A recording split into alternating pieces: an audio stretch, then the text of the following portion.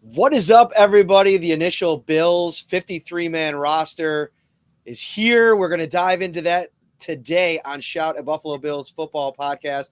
He's Ryan Talbot. I am Matt Parrino.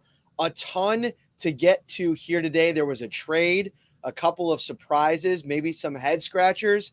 We're going to get into all that. How are you, my friend? I am tired. Up pretty early today. Haven't done much movement. Been sitting at a computer, but all worth it in terms of keeping our insiders and Bills fans up to date on everything. But overall, pretty good, Mr. Parrino. How are you? This is 2 times in 1 week, Ryan, with the being tired on the podcast. I know. You got to grab some coffee. Where's the C4? Where is the energy drink? What do you got Gave going up on? energy drinks. Cold turkey. Really? You picked a hell of a week for that, Talbot. No, it's been a few months now, but okay, you're right. I Apparently, saw the C4 in your hands a couple days ago. Well, that was an overnight trip back from Pittsburgh. That's the exception. This guy. Okay. But you're right. I need to perk up a little bit. I was told I looked tired. I was told I looked like I had a black eye. That's just I have a giant nose and it casts a shadow over it depending on how I'm sitting. So no black eye, I promise. I will try to look more awake. There he is. Now I'm getting the energy. I'm getting the juice. Okay, so important caveat to start this show with. When you think about this 53-man roster and everything we're going to talk about today, remember it's the initial 53-man roster. Players are moving around across the league right now, and things could shift over the next couple of days. The Bills could have kept a player or two, see somebody that they put a waiver claim in on. We're going to get into a couple of those names here later in the show, and boom, all of a sudden, things look a little bit different. So, important to keep that in mind as we get into this. And I think the best place to start, and there's always some comments in here about Casey Toohill, the Bills defensive end who, they signed in free agency, had a pretty low-key summer. Like, I can't remember a single time where we came off the practice field at St. John Fisher University or after a preseason game where I thought, man, we got to talk about that Casey Toohill, which I think puts into perfect perspective. As fun as the preseason and training camp is, sometimes I think we put a little bit too much stock into it. Sometimes guys like Marquez Valdes-Scantling, for as much as it felt like Tyrell Shavers was pushing him, Tyrell Shavers, one of the Bills' cuts today, it never really was a true battle unless Shavers did so much that it was going to just put the Bills in a situation where they couldn't deny him, and that just didn't happen. What are your thoughts on the Bills keeping Casey Toohill on this 53-man roster? Because I think you can make an argument that was one of the biggest head scratchers. Yeah, that is my biggest head scratch. And there were a few when you look at this roster. Casey Toohill's been dealing with an injury. He really hasn't done much, though, before the injury either. But it kind of comes down to what you said. Sometimes this, and not just the Bills, I think every front office, they look at who they prioritize in free agency. They look at things of that nature. And, Casey Toohill was one of the first edge rushers that they signed in free agency. They had a plan in place for him. They liked something about his game and they brought him in. And despite obviously Javon Solomon, who made the roster, outshining him, Kingsley Jonathan, I thought flashed more than him. I never thought of Toohill as a guy that was on this 53-man roster on the right side of the bubble these last few weeks. And lo and behold, here he is. But like you said, this is the initial 53-man roster. I could see the Bills looking to upgrade at the pass rush position, whether it's someone that is, they have to put a waiver claim in on, or a veteran. It could be a wide receiver that they might try to go after. There was a few good ones let go today, like a Noah Brown in Houston, some guys that have some ties to Joe Brady as well. So you'd have to put a waiver claim in on him.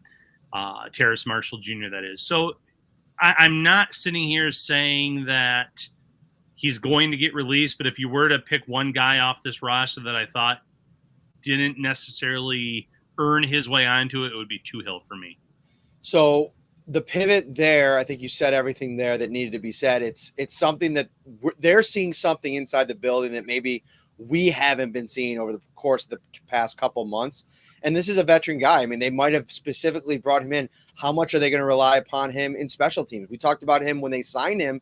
Like, that was where we thought he can make the most of his money, is on the special teams unit. Maybe he's better suited for that new kickoff rule. We'll see how that kind of all plays out. But speaking of the kickoff rule, Ryan, Daquan Hardy, the Bills' 6th-round draft pick, the cornerback who was working inside and then working outside late in training camp in the preseason, had some pretty favorable PFF grades defensively, if I'm remembering correctly.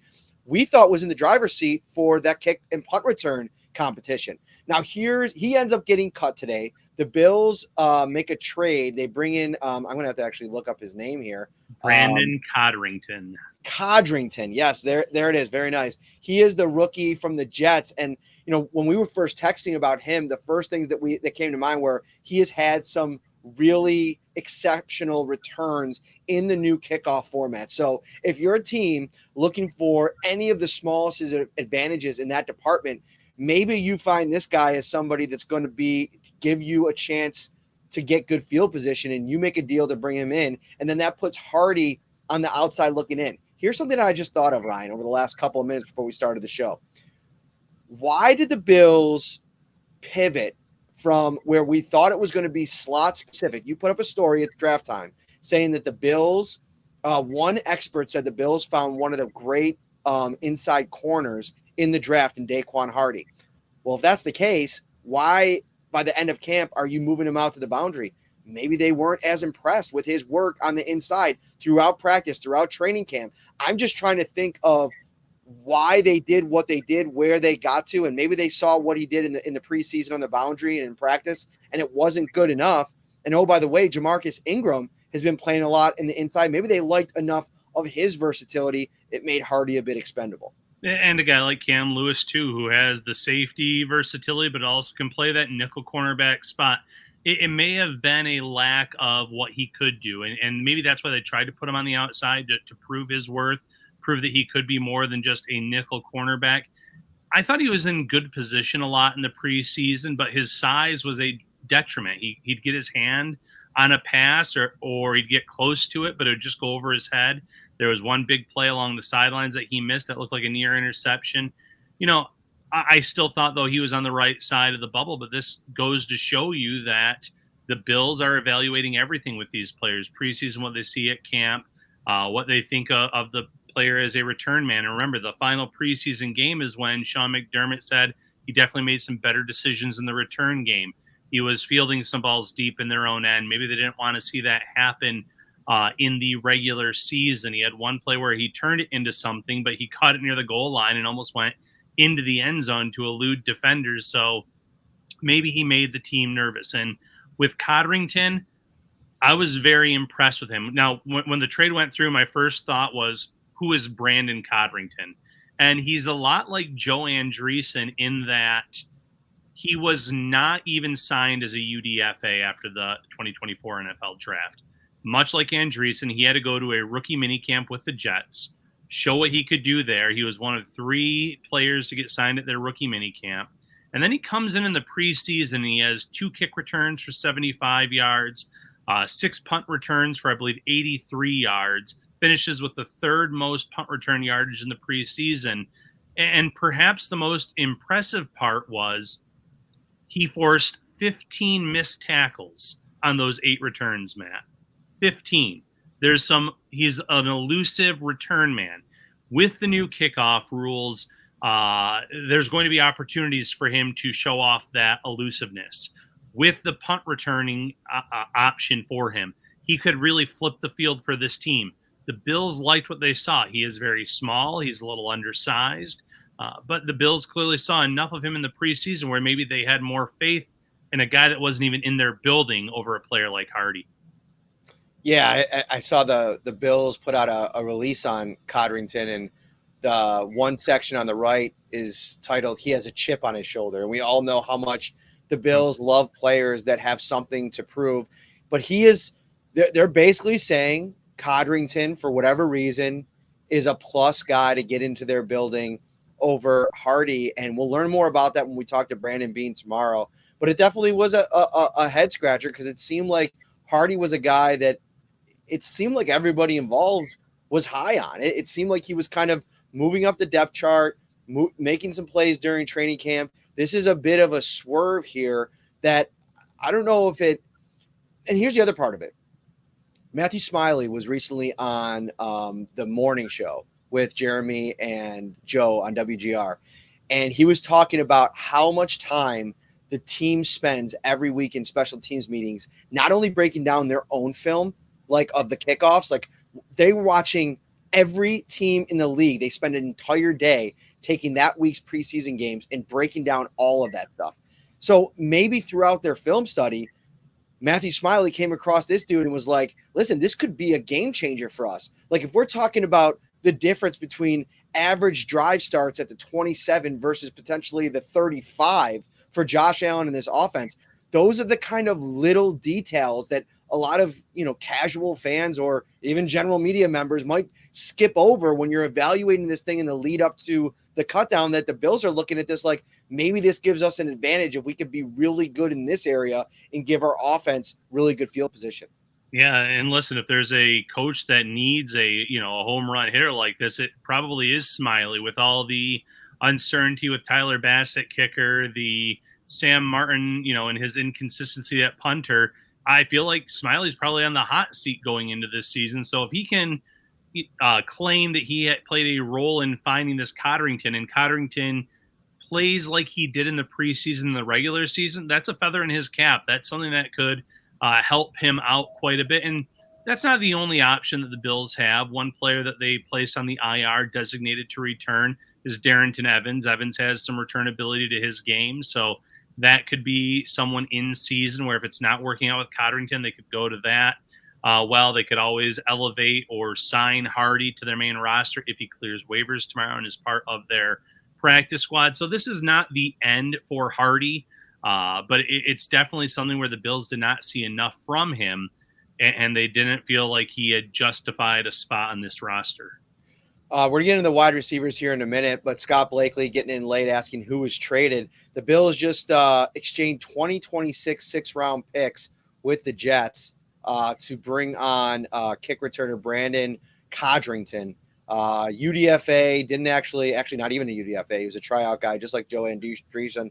Ryan set that up. You can go back and listen to us talking about him a little bit earlier. So the Bills keep 5 wide receivers, Ryan, and actually not a surprise. The reason I had Shavers on my 53-man roster projection is because I thought he did enough in the summer. Here's the problem, Ryan, and I feel like I'm as guilty of this as anybody else. You have to check every single box from the beginning of the spring to the end of the summer, right now, August 27th.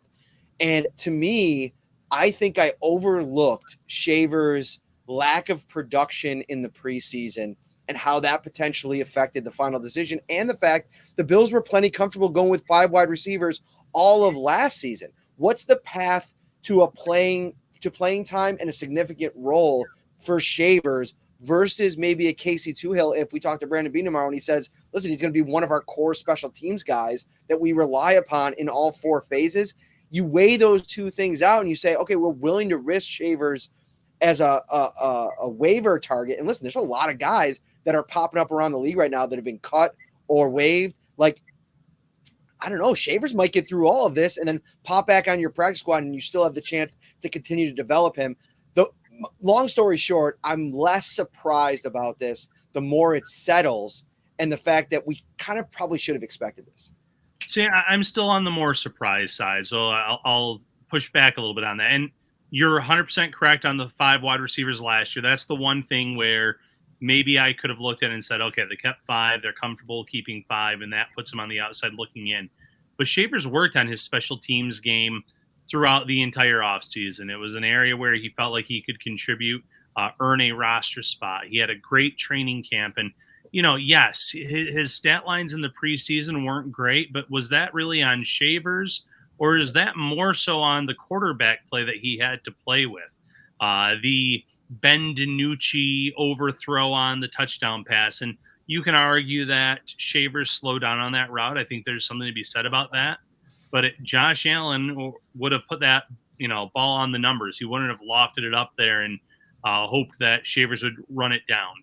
You look at the fact that it was Anthony Brown for half of a game. You had Mitch Trubisky, who had a very up and down season.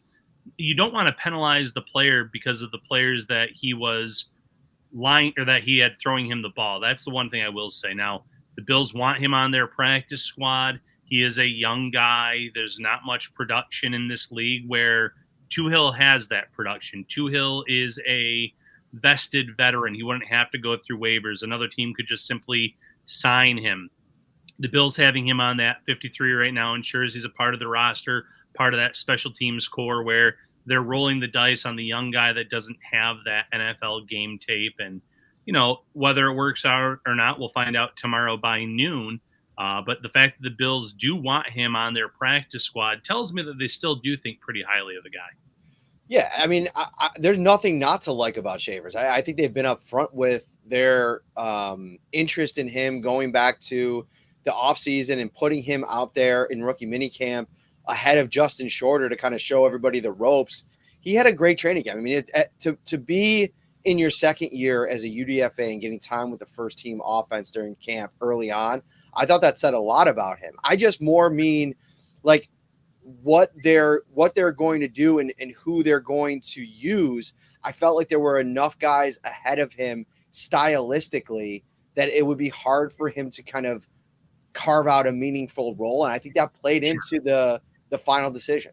Yeah. In terms of offense, there probably wasn't a role there on a in-game basis, but are they going to roll out all 6 of their DNs? They do like to rotate there. It's very possible that they do give Toohill some snaps. He was actually pretty good as a situational guy, not getting a heavy workload. So again, that may have factored in. Let me just interrupt you to ask you this, Sure. just from a hypothetical roster building or roster construction perspective. Balin Spector makes the 53. Oft injured. He's back again. He's the 6th linebacker. We're going to talk about Joe Andreessen in a second. To me, he was in the conversation along with Toohill as like the bottom of the roster guy. Like, would you have said the Bills should have kept Shavers over Spector? No, just because of where this linebacker room is right now with the injuries, how banged up they are. He's apparently healthy enough to contribute in that room come week 1, contribute on special teams. To his credit, I thought he was having a really good summer when he was out there on the field, whether we're talking training camp or the preseason. But he is often injured. That's the one knock against the guy. But you look at this linebacker room right now, and they put Matt Milano on the IR, designated to return. That's the good news. They expect him back at some point this season. They're rolling with Bernard and Dorian Williams. And then after that, though, it's Nicholas Moreau, who missed a lot of time this summer. It's Joe Andreessen, and it's Balin Spector. I mean, again, this is a spot where it wouldn't shock me if the Bills added a linebacker, whether it's through the waiver process or whether it's a veteran that's available to them because of that room right now. So, no, it didn't surprise me that Spector made it based on what they're going through already in that linebacker room. Right. And I thought that the Bills historically go with 6 linebackers. Early on in the Josh Allen era, they would be more willing to keep 6, sometimes even 7 wide receivers. That's obviously changed over the years. I think of guys like Jake Kumaro, who had a role on this team before him, Duke Williams, guys that have been in that 6th, 7th spot that haven't really factored in too much on offense. I mean, Kumaro was basically like a de facto blocker at times, almost like a 3rd tight end. He had a couple moments as a receiver, but I think that in the end, they went with their traditional model, valuing the line of scrimmage. I actually was surprised how confident they seem in their young offensive linemen, because getting rid of Lyle Collins, getting rid of Will Clapp, who I think you can make an argument both of those guys didn't do enough to make the roster, and that's fine. But you're putting a lot on the plate of Tylen Grable, Cedric Van Pran Granger. I know he's probably 2 away from getting in the game because Alec Anderson will probably be the backup center. But Tylen Grable, I mean, he's an injury or 2 away from really being asked to play a significant role in this offense. Yeah, but when you're talking about Tylen Grable, I mean, Will Clapp and Lyle Collins, I don't see either of them obviously being able to play at that tackle role. Clapp at interior lineman, obviously. Lyle Collins has a ton of experience at tackle, but we watched him a lot this summer, Matt. He didn't look like he could really play tackle much, if at all, anymore. He was getting beaten pretty regularly this summer. He lost that versatility that was part of maybe a strength to his game at this point in his career. If he could play both tackle and guard, I think Lyle Collins at this point in his career is strictly a guard. So, I can't say I was shocked over either of those moves. Clapp, of the two, I thought maybe had more of a reason to make the rosters. He could play center in both guard spots, but they have Alec Anderson, who can play most spots across the line. Van Pran Granger really stepped up late in the summer throughout the preseason. I thought actually in my 53-man roster projection, there was a way for Richard Garage to get on this roster over Lyle Collins and Will Clapp. And, he found the same fate as those two, but he's also someone the Bills want to add back to their practice squad if he clears waivers. So they value versatility, and I think that they're not so worried about the youth because of the development they've seen from Aaron Cromer with a lot of these young players since he's been on this coaching staff. Thank you for watching. If you're watching on YouTube right now, hit that like button, subscribe as well. Larry over on Facebook, one of our regulars, want to answer this question for him. Never really understood the practice squad stuff. If you're on the Bills practice squad, can anyone steal you and sign you? So Larry, just a quick primer on that. You get 16 practice squad spots. Once those players are on the practice squad, they can be signed by other teams. But the deal is, if a team wants that player, they'd have to sign them to their own 53-man roster. So you'd have to be willing to open up a spot if one isn't already created on your 53-man roster and add that player to it. And over the years, Ryan, there's also been – what are you laughing at? You got a little smirk on your face there. Linda, you don't have a giant nose. It's just bad lighting. There it is. I appreciated it. That's fair.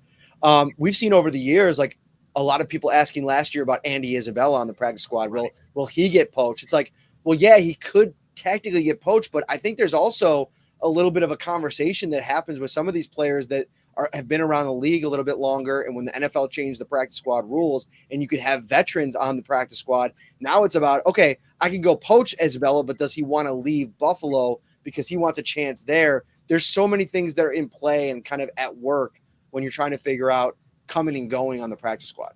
Yeah, it's very difficult now. And, every week they elevate so many of them, they protect them, but they, lose that protection right after the game's over. So it's not really a true, practice squad protected player type of deal. Anyone can get poached at any time, but you must get signed to the 53-man roster. So what you'll see a lot this year when injuries take place, other teams will poach practice squads potentially, and that's when you can lose guys. Teams that are very, the lowly teams in this league, mid-season, late in the year, when they already kind of see the writing on the wall that they're not a playoff squad, that it's a rebuilding year, they might release some veterans and they might poach players from other practice squads. That happens throughout the year, throughout the season. A few years ago, I feel like Rashad Wildgoose was a guy that was poached off the Bills practice squad pretty early in the year. He went to the Jets at that point. He was just recently released wherever he was most recently at. I can't remember where that was. So it does happen, but it's more difficult than you think because there needs to be a roster opening or an available spot for a player like that on another 53-man roster. The next cut that I think we should kind of dive into a little bit, because as this thing was taking shape today, one guy that I thought had a real chance to make this 53, talk about Casey Toohill making it. We talk about Balin Spector making it. The guy that I thought maybe could sneak in as this was formulating was Zach Davidson. And he's left on the outside looking in. I feel like a very similar plan the Bills probably have for him, trying to get him back on the practice squad, keeping him as somebody that can be, one injury away from getting an elevation to the 53-man roster. How surprised were you with that? Because I think both of us had him as a cut, so I wasn't necessarily super surprised, but it was one that now you're thinking about it. Ryan, if Dalton Kincaid or Dawson Knox gets injured, either one of them for a significant amount of time, are you confident in what they're trying to do offensively, that they're able to kind of keep the ship moving with Quentin Morris? They would have to pivot, and no longer would your tight end be the focal point of the offense like I think it will be with Kincaid. At that point, you need to spread the ball around, much like we saw last year. So, no, I don't have the faith in Quentin Morris to be that guy to step up and take on such an elevated role behind, in that case, Dawson Knox, who would then move into that top tight end spot in that scenario. So I don't have the faith in that. I thought Davidson had an outside shot once it was pretty much known that the Bills were only going to keep 5 receivers. Once the Shavers news came very early on in the morning, the only other wide receiver that I think potentially could have claimed a spot was KJ Hamler. And later in the afternoon, that news came along. So you thought, okay, maybe they're going to keep 4 tight ends. And it wasn't necessarily to keep Davidson as a got the Wegman sparkling water. Somebody was asking about drinking a white zombie, which I don't even know what that is, but it sounds pretty crazy. Yeah, it does. It wasn't even so much as to have him as that number 4 tight end type of deal on this roster. I just thought that maybe they were thinking of Quentin Morris's injury, because we still don't know the timetable on that. He was listed as week to week by Sean McDermott. If they had any questions about Quentin Morris's injury, I thought it would have made a lot of sense for Davidson to make this initial roster. That tells me, one, that they feel pretty good about Morris's availability for week 1. And Davidson, at the end of the day, I think it was his lack of standout plays on special teams, most likely, that kept him off this main roster. But if they can get him on their practice squad, they'll be very happy to have him back. Ryan, we're almost at 850 right now watching on YouTube. How many likes do you think we have right now? 22. 85. Let's get those likes up. Come on. 850 the likes people are usually on an issue. What? Yeah. But yeah, let's get those likes up. We really appreciate it. Subscribe to the channel as well. If you're new in the house, the Bills settling at their initial 53-man roster. Joe Andreessen is one of the 6 linebackers, along with Edifon Ulofoshio. We talked about Spector, Dorian Williams-Morrow, and Bernard. Matt Milano placed on injured reserve, designated to return. So he's one of those 2 designations. The other designation, Darrington Evans, who, listen, I know there was a lot of noise around Frank Gore's 100-yard game. I think if you put the 3 games together, Darrington Evans was as good as any of the Bills running backs in those 3 games. The second straight year, he's had a really good training camp preseason. I think it's really interesting that they chose not to cut him, put him on that IR designated to return spot. Like, maybe if there's an injury, like they're confident in having Evans being like maybe that 4th back. Yeah, 100%. This is a former day 2 pick in this league where, some bad luck along the way, just roster numbers. He hasn't been able to stick on a roster. I think he was on 3 or 4 different teams last year alone, between Buffalo, Chicago, Miami, back to Buffalo. That's just kind of the way his career has come together at this point. But he's shown in the preseason, when given opportunities, he can rip off some big runs. He showed in the final preseason game that he can catch the ball out of the backfield and create big yardage after the catch, the touchdown catch that he had in that preseason finale. He's a return option as a kick returner and punt returner. There's a lot of strengths to his game where if I'm Buffalo and you see him suffer that injury in the final preseason game, you feel good about him potentially coming in as a depth option at running back if they do suffer an injury to one of their top 3. He can be that kick returner, punt returner as well if he does get, become a part of that 53-man roster. And there's a lot to like there. I feel like the Bills have seen enough in the last 2 summers to have a lot of confidence in this guy in terms of knowing the playbook and being ready to play. G Master G asks, what is the upside for Balin Spector? I wonder what they see. Part of it is like, when healthy, and this is something that I think we'll have to bring up with Brandon Beane tomorrow, is like, the guy has played really well at a high level. I think when he's been on the field, you can make an argument that Balin Spector's been, giving them really like upper level linebacker play. And so I think you gravitate to that potential production. The problem is, if you can't stay healthy for long enough, what do you do with that? Now, I will say they've had examples over the years. Do you remember early in Taron Johnson's career when it seemed like he was getting banged up he had the shoulder every other week. He had some lower body injuries. His first 2 years were riddled with injuries. And then I think it was he got benched for Cam Lewis at one point, got back in the next game because Lewis got hurt, and then never relinquished that job again. So maybe you just need to get to a certain point. He's still a very young player, Spector is. So I think that's part of it. I think that there's still a lot of curiosity about the potential of Balin Spector, and that looks like it won out. I feel like a lot of teams do this too, Matt, and I can give you one example right now. You look at Elijah Mitchell with the 49ers. Mm-hmm. He has been their number 2 running back the last few seasons going into every year, and he always gets hurt. And he was just put on the IR today.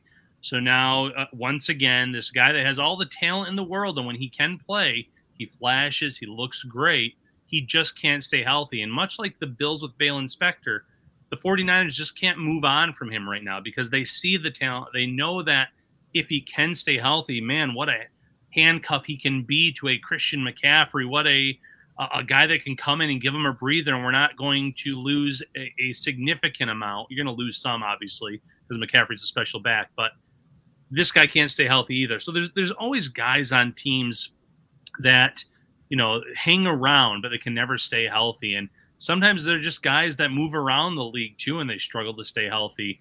Some have more, stats and production to back them up. I look at a guy like Odell Beckham Jr., who is going to start the year on the PUP list in Miami, going to miss the first 4 weeks of the season. The talent's there. We've seen it early in his career, but he really hasn't had a productive season since his Giant days, and he's made a few stops since then. Yes, he had a great playoff run the 1 year with the Rams, but sometimes, you look at what they've done in the past, and it helps them stay in this league for a long time. And in the case of Odell Beckham Jr., still get paid relatively well, too. I know that there was some talk about maybe the secondary wide receiver market. You brought up Terrence Marshall Jr., obviously the connection to Joe Brady. We'll have to keep an eye on the waiver wire. One name that was kind of bantied about on social media this morning and yesterday, Tim Patrick, released by the Denver Broncos. He's signing with the Detroit Lions to their practice squad with the idea that he will work his way onto the active roster. That's an interesting addition. Schefter has that. We're going to see that over the course of the next 24 hours.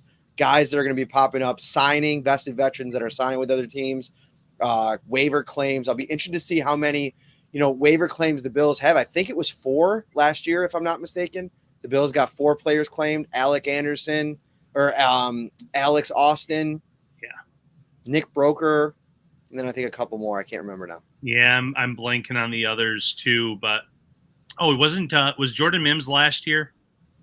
No. 2 years ago with the Saints getting claimed?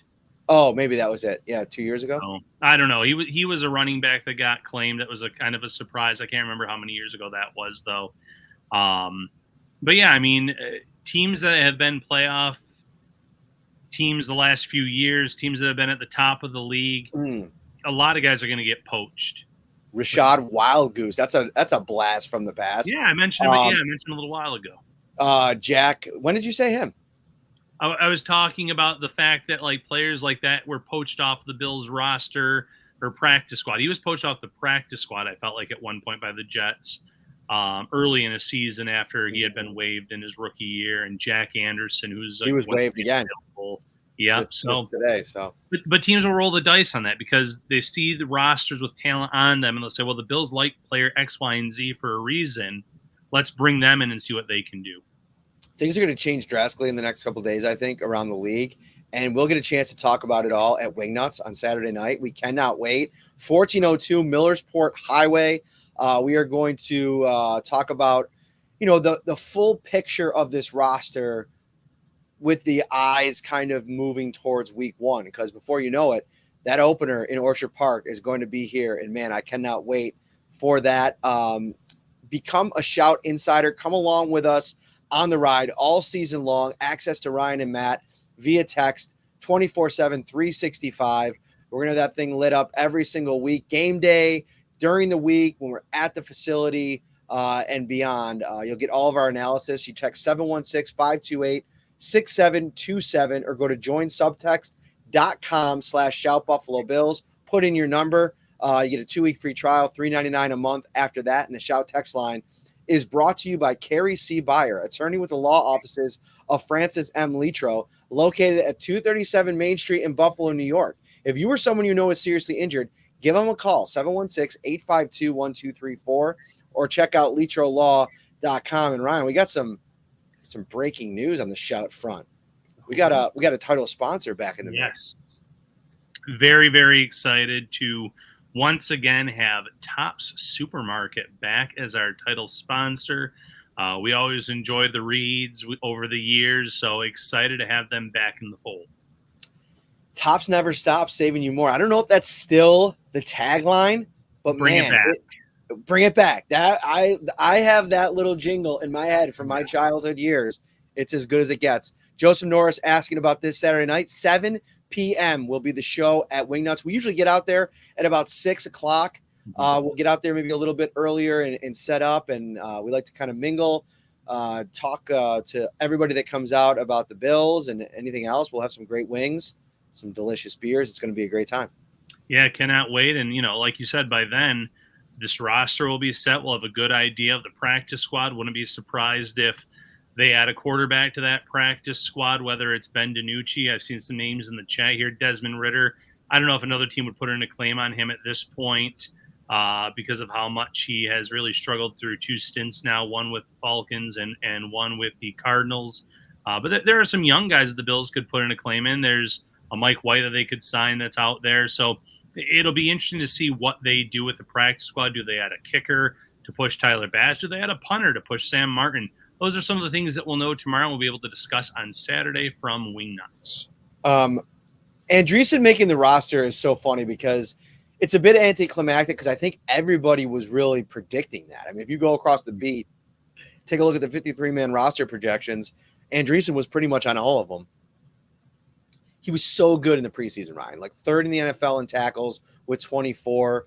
Having that performance when he did against the Pittsburgh Steelers starter, I feel like gave him a real leg up on, a guy like Deion Jones, a Pro Bowler who was in the early round of cuts for the Bills. I mean, they were pretty convinced that it was time to move on from him.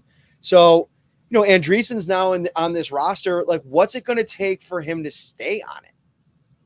That's a great question because you have to feel nervous for the kid. It's a great story. He makes the initial roster, but we've seen this so many times where there's that feel-good story, whether it's in Buffalo or elsewhere, and then the next day a player gets claimed off of waivers or the team signs a veteran, and all of a sudden, the feel-good story was literally spot number 53, and they might get waived, and they might have to go through waivers, and then the Bills might try to add him to the practice squad. But to stick around, he's going to have to take advantage of every special team snap that he potentially gets with this team because as of right now, they obviously have their starters set. There's the potential for upside to move up this depth chart. We've talked about Balin Spector and his injuries. So there's a chance for him to kind of move up and potentially get playing time. But any snaps that come his way, he needs to take advantage of them. And that obviously matters as well in the practice setting as well. So many people watching live here on a Tuesday. This is a busy, busy day in Bills social media land, the fan base reacting to what this roster is going to look like in 2024. And the Bills at safety, Ryan, they're bringing all 5 of them over onto the 53-man roster. Taylor Rapp, the incumbent starter, the guy that's going to be out there every down for as long as he's healthy this season. And then it's going to be about who's available. You have the rookie Cole Bishop, who I think the fact that they moved on from Kareem Jackson is a good sign for where injury-wise Damar Hamlin, Cole Bishop, and Mike Edwards are at. Then you have Cam Lewis that can do a little bit of everything. I'm sitting here trying to think about what this thing potentially is going to look like. Can you anticipate any way in the opener, because I don't think that I can, that Cole Bishop can start next to Taylor Rapp? Can he do enough, even if he's healthy, to get that far up to speed? And really, can Mike Edwards, even though he was starting to work in over the last couple of days of training camp? That's the $1 million question. I would bank on it being Mike Edwards, despite him missing a lot of time because of how much experience he has in this league, whether it's been as a backup with the Chiefs or when he's gotten the starting opportunities. I think there's probably more trust built in a Mike Edwards to potentially start the year and then you kind of hand the reins over to Cole Bishop after he's had a few weeks of practice. Bishop has all the talent in the world. He can blitz. He can do a lot of things. He can play just about any role you want a safety to play, a la what you got out of Jordan Poyer in years past and the way you lined him up. But you need some of that experience. You need him to get back, worked, and ramped back up after missing so much time this summer. So I don't see Bishop being in that starting lineup week 1. I see it being Mike Edwards potentially opposite Taylor Rapp. And then you can rotate in a DeMar Hamlin if he's healthy enough to go. You can go the Cam Lewis route. It's still an area of concern, but at least the guys that you brought in via free agency in the case of Edwards and the draft and Bishop, they at least look like they'll be healthy enough to go in week 1. Frank Gore Jr. was, I know we kind of touched on him briefly when I brought up Evans. I was shocked to see the avalanche of Frank Gore Jr. truthers that came storming down the mountain there at the final hour. I mean, in the 24 to 48 hours before the cuts were due, there were people online making like legitimate arguments as to why Gore Jr. should make it on the 53-man roster. I think that's wild. And maybe this comes from me being on the ground, watching him every single day. I thought he had a nice upwards trajectory over the course of the summer. And really, it crescendoed in that final preseason game. But I think there's important context there. Like he was playing against basically backups for the majority of that game. And I also think that his size and maybe his ceiling as a pass catcher always probably took him out of the equation for the 53-man especially. I think adding him to the practice squad, having him be a developmental guy, that's where it makes the most sense for me. And the way that they used him was pretty telling too. He really didn't have to pass block at all this preseason, which that's pretty telling when you don't even want to put him in a situation to potentially block for the quarterback. It tells you that's an area where they don't have a lot of confidence in his game. And you're right, though. After that preseason finale, I put out my 53-man roster projection, and I had someone laughing, saying this guy put Reggie Gilliam and Ty Johnson on the roster over Frank Gore Jr. And I'm just like, this is how it works. These are guys that are established pros. But some people look at that stat line, 101 yards on the ground in that preseason finale, and they think it's the be-all, end-all. Good story, upward trajectory, worth bringing back to this practice squad and developing, but he needs to add some muscle to his frame. He needs to show that he can pass block, which Ty Johnson can do, which Ray Davis can do. Even James Cook has shown a lot of growth in that area early in his NFL career in doing so. You have to be a complete back for the Bills to use you and utilize you, and there's some areas where Gore simply just needs to work on areas of his game. Kadarius Toney is a free agent. Thoughts? Yeah, here's my surprise face. I mean, come on. This was to be expected. I know that they ate some, was it $3 million plus or something on that contract, but the guy was not worth the draft picks that they, used for him.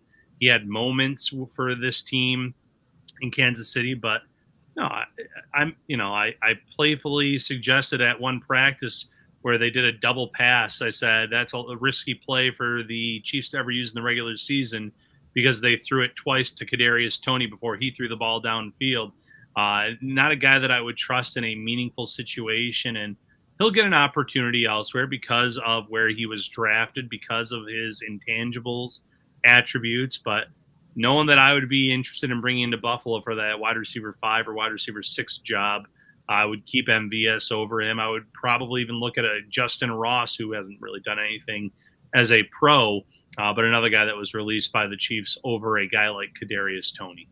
I think Terrence Marshall's going to get a ton of interest on the waiver wire. And I think that's one of the problems because I think he would be a perfect fit. I don't know if the Bills are going to want to go to 6 wide receivers, which is a problem. And I don't know how much Marshall, if at all, plays special teams. You can't have a MVS and a Marshall on your team if they both aren't going to play special teams. But I don't know. Like, you're right. There's so much that goes into the Toney thing because he basically got benched in the playoffs and told to stay home. I mean, how do you conceptualize inside the pro personnel meetings, like even making an argument to take a run at him? But it's always intriguing, I think. Take all that stuff out of it. Like the skill set, the fact that he was a former first-round pick. But at the same time, I think for as excited as you get about stuff like that sometimes, it's also important to remember 2 former second-round picks, KJ Hamler and Andy Isabella, for all the fanfare around them, they're still going to probably be practice squad guys. Yeah, and, when it came to Isabella, a source wasn't as confident that the Bills would add him to their practice squad, which shows you how much changes in a year. While you were just talking there, Matt, I looked up Terrace Marshall Jr.'s special team snaps from 2023. Any guesses? 0. 8. So this is not – yeah, you were pretty close. This is not someone that I would count on, necessarily being that bottom of the roster receiver, unless Joe Brady sits there and says, I can unlock this guy. I had him at LSU. I played a role in drafting him in Carolina, speaking highly of him. And while it really hasn't come to fruition yet, that's the only way I could see it, is if he argued that this guy has the potential to be wide receiver number 4 on this team in due time, given the experience, which I don't know if he would do that or not. But, yeah, you need someone that can probably contribute on special teams. And I also agree that Marshall probably will have quite a few claims they'll put in on him by other teams. I'm hoping that we have a lot to talk about on Saturday night when we're at Wingnuts, 1402 Millersport Highway. I'm sure that things will look a little bit different. We'll hear from Brandon Beane tomorrow. So stay tuned in to the social media channels, Syracuse.com, NewYorkUpstate.com. Also, the Insider text line, 716-528-6727. Get yourself that 2-week free trial. And that's going to do it. Final thought, Ryan Talbot. Final thought, stick with us tomorrow. Like you said, we'll hear from Brandon Beane. I'll have the practice squad tracker up on Syracuse.com and NYUp.com. So plenty of more Bills news coming your way before we see you at Wingnuts on Saturday night. All right. Have a great rest of your week, everybody. Take care.